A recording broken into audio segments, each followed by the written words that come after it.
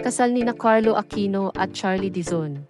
Narinig mo na ba ang pinakabagong celebrity wedding? Ikinasal na sina Carlo Aquino at Charlie Dizon, isang sikat na couple, sa isang pribadong resort sa Silang, Cavite, noong Linggo, Hunyo 9. Ang espesyal na okasyon na ito ay dinaluhan ng kanilang malalapit na pamilya, kaibigan at maraming kilalang bisita. Maraming mahalagang tao mula sa industriya ng entertainment ang dumalo sa kasal. Kabilang dito sina ABS-CBN CEO at President Carlo Catibak, CEO for Broadcast Cory Videns, miyembro ng ABS-CBN Board of Directors na si Chero Santos Concho at Star Magic Head Laurenti Jogi. Naroon din ang mga kilalang personalidad tulad nina Jolina Magdangal, Maricel Soriano, Olivia Lamasan, Vilma Santos Recto, Veronica del Rosario Corpus ng Viva, Senador Bong Revilla, at ang kanyang asawa na si Replani Mercado.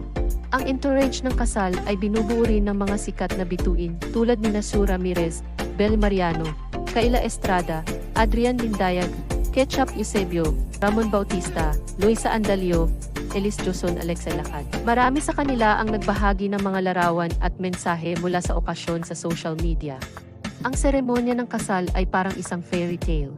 Ginanap ito sa isang indoor garden na may magagandang bulaklak at isang makinang na mirrored walkway. Ang photographer na si Mayo Okamoto ay kumuha ng magagandang larawan ng araw na malawakang ibinahagi at nagdulot ng maraming pagbati mula sa mga tagahanga. Kitang-kita ang emosyon ni Carlo Aquino habang pinapanood si Charlie Dizon na naglalakad sa aisle. Nagpalitan ng mga taos-pusong sumpaan ang magkasintahan, nangangakong magmahalan at magsuportahan habang buhay. Ang love story ni Carlo Aquino at Charlie Dizon ay nakakaantig. Una silang napabalitang nagde-date noong huling bahagi ng 2022 matapos makita silang magkasama sa La Union. Kinumpirma ni Carlo ang kanilang relasyon noong Enero 2023 na sinabing sila ay nasa getting to know stage pa lamang. Unang nagkakilala ang dalawa habang nagtatrabaho sa 2020 ABS-CBN series na A Soldier's Heart at naging mas malapit pa noong Star Magic Nestor noong Agosto 2022. Nagkasama rin sila sa 2023 film na Third World Romance. Bago makarelasyon si Charlie Dizon, si Carlo Aquino ay may relasyon kay Trina Candaza. May anak silang babae na si Enola Miti. Naghiwalay sina Carlo at Trina noong Abril 2022, ngunit patuloy na naging mapagmahal na ama si Carlo kay Enola, na madalas magbahagi ng mga sandali nila sa social media. Ang kasal ay mabilis na sumikat sa social media, kung saan maraming bisita at tagahanga ang nagbahagi ng mga larawan at video.